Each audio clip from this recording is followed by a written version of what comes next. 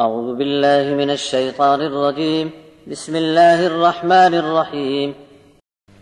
وإن لكم في الأنعام لعبرة نسقيكم مما في بطونه من بين فرث ودم لبنا خالصا سائغا للشاربين ومن ثمرات النخيل والأعناب تتخذون منه سكرا ورزقا حسنا إن في ذلك لآية لقوم يعقلون.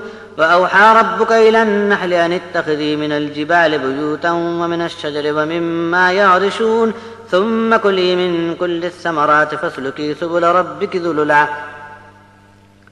يخرج من بطونها شراب مختلف ألوانه فيه شفاء للناس إن في ذلك لآية لقوم يتفكرون.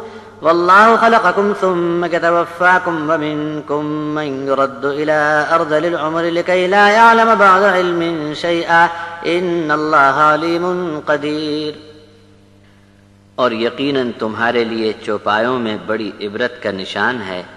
ان کے پیٹ میں گوبر اور خون کے درمیان سے جاری کر کے ہم صاف ستھرا خالص دودھ تم کو پلاتے ہیں جو پینے والوں کے گلے سے بہت آسانی سے اتر جاتا ہے.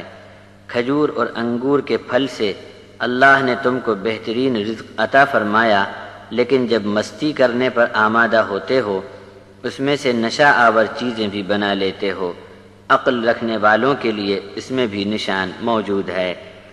اور تمہارے رب نے حکم بھیج کر شہد کی مکھی کے جی میں یہ بات ڈال دی کہ پہاڑوں اور درختوں میں چھتیں لگا کر گھر بنا، اور لوگ جو اونچی عمارتیں بناتے ہیں وہاں بھی اپنے چھتے لٹکا دے.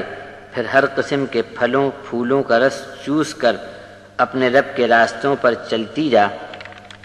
نرمی اور آسانی کے ساتھ شہد کی مکھی کے پیٹ سے تمہارے لیے پینے کو شہد نکلتا ہے جس کے بہت سے رنگ ہوتے ہیں، اور اس شہد میں بیماریوں کی شفا بھی ہے. سوجھ بوجھ رکھنے والے لوگوں کے لیے اس میں بھی نشانی ہے. اللہ نے تم کو پیدا کیا، پھر تم کو وفات بھی وہی دیتا ہے، اور تم میں سے بہت سے ایسے بھی ہوتے ہیں جو خراب عمر کو پہنچتے ہیں. تب ان کا یہ حال بنتا ہے کہ بہت کچھ جاننے کے باوجود کچھ نہیں جانتے. یقیناً اللہ علم والا اور قدرت والا ہے.